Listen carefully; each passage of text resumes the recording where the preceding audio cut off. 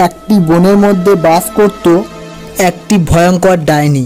ডাইনি ছিল এতটাই ভয়ঙ্কর যে গ্রামবাসীরা তার নাম শুনলেই ভয়ে কেঁপে উঠত।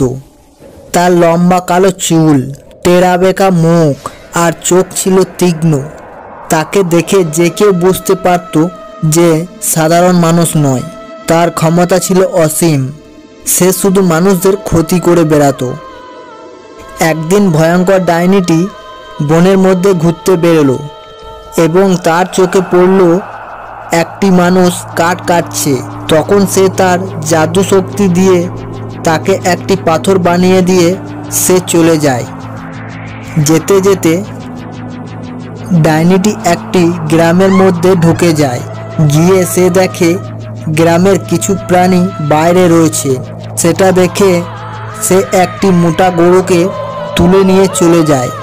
এইভাবে সে প্রত্যেক দিন আসে আর গ্রামের এক একটা করে পশু নিয়ে চলে যায়।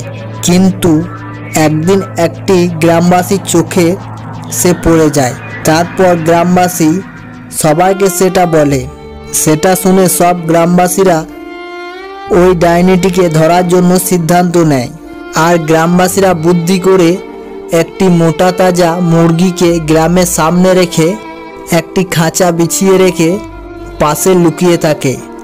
আর সন্ধ্যা হতেই সেই ডাইনিটি গ্রামে চলে আসে আর সামনে মুরগিটিকে দেখে সে মুরগিটিকে ধরতে যায় আর বিছানো খাঁচাটা তার গায়ের ওপর পড়ে যায় আর সে আটকে যায়। তখন সব গ্রামবাসীরা চলে আসে তাকে ধরার জন্য। এসে গ্রামবাসীরা ডাইনিটিকে খুব মারে আর ডাইনিটি বলে, আমাকে ছেড়ে দাও, আমাকে আর মেরো না, আমি আর তোমাদের গ্রামে আসবো না, আমার ভুল হয়ে গেছে। গ্রামবাসীরা বলে, তোকে আমরা ক্ষমা করে ছেড়ে দিচ্ছি, তুই এই গ্রাম ছেড়ে পালাবি আর কোনোদিনও আমাদের গ্রামে আসবি না, বুঝলি?